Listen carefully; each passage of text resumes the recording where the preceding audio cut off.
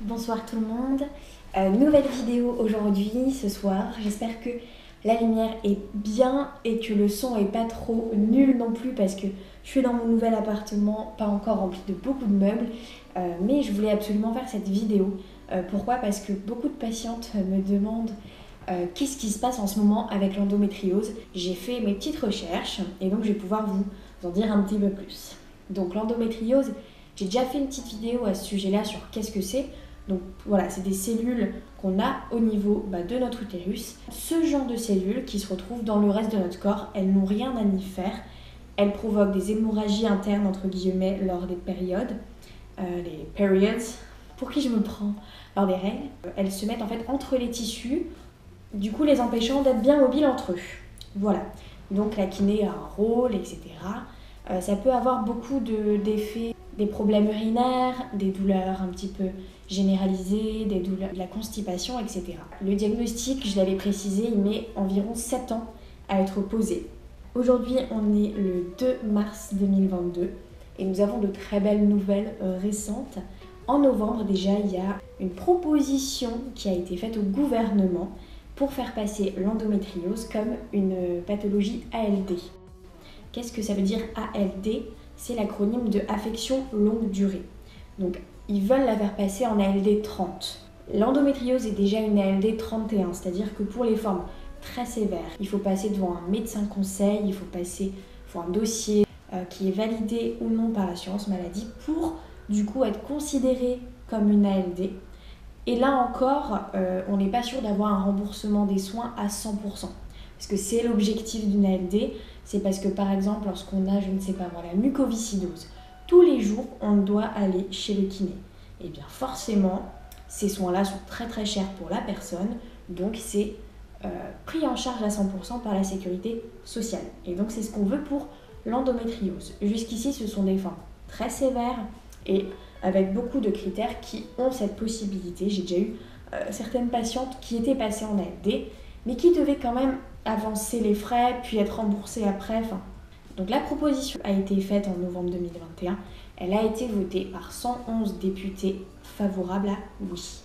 Sauf que cette proposition, elle est entre guillemets contre l'avis du gouvernement. Donc c'est très positif. Mais le gouvernement s'y réfère comme recommandation pour ses propres décisions gouvernementales, mais le texte de loi n'est pas encore sorti. C'est une avancée majeure, certes, mais voilà. Souvent on lit « Ah ça y est, l'endométriose est passée en ALD ». Eh bien, pas encore. On croise les doigts. Donc ça, c'est l'étape de novembre 2021. Ensuite, on a une étape en janvier. Il me semble que c'était le 14 janvier. Je me suis fait des petites notes. Donc je vais juste vérifier le 12 janvier. Macron, lors de son mandat, lançait cette stratégie de lutte contre l'endométriose au niveau national. Il veut du coup mettre un centre expert dans chaque région de France pour que les femmes soient mieux prises en charge. C'est vraiment génial. Ça fait Endomind, donc du coup c'est une association qui a été créée en 2014 par 2 personnes atteintes d'endométriose et qui maintenant vraiment est très connue. Elle est représentée aussi par la chanteuse Imani, qui est atteinte également de cette maladie. Donc c'est vraiment faire connaître la maladie. On en parle, on commence à faire des choses, c'est vraiment super. Le seul problème, c'est que c'est pour ça que je déteste la politique. C'est beaucoup de...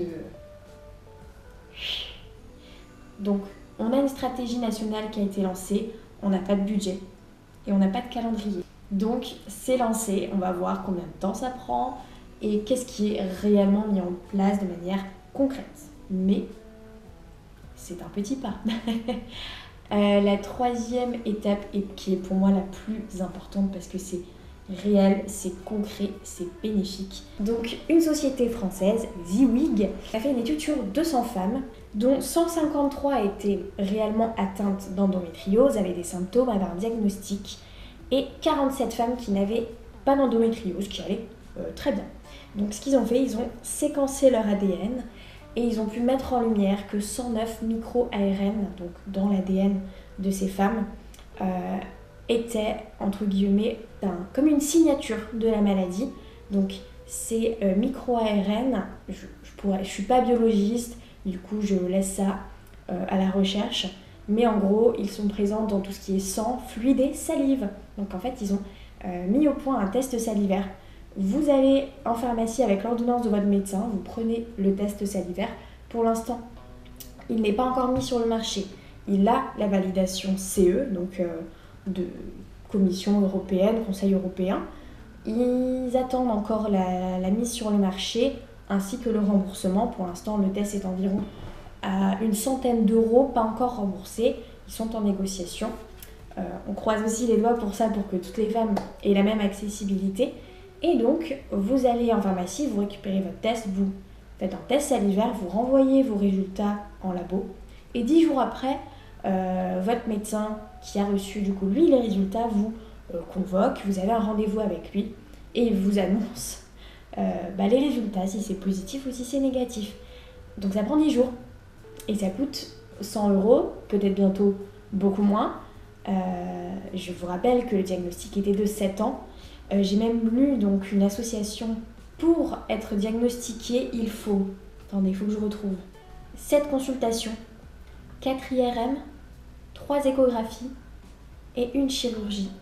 Sachant que l'examen de référence qui vaut vraiment pour diagnostic, c'est la scolioscopie. Donc c'est une microchirurgie où on fait 3 incisions au niveau du caisson abdominal. Là, test salivaire en 10 jours. Comment vous dire qu'en plus ce test est spécifique et sensible, donc sensible à 96,7% et spécifique à 100%. C'est-à-dire que si c'est positif, c'est que vous l'avez. Il n'y a pas de faux positif. Et ça, c'est incroyable. N'hésitez pas à aller le consulter, EndoBloom, pour toutes les femmes qui sont atteintes d'endométriose. C'est vraiment un super site. Voilà, donc c'est les 3 gros points, donc cette stratégie, ce test salivaire, ainsi que cette proposition d'AMD, qui sont donc les dernières tendances autour de l'endométriose. Et j'espère vraiment que le test va sortir bientôt pour pouvoir amener des réponses à toutes les femmes qui se posent des questions. Ciao!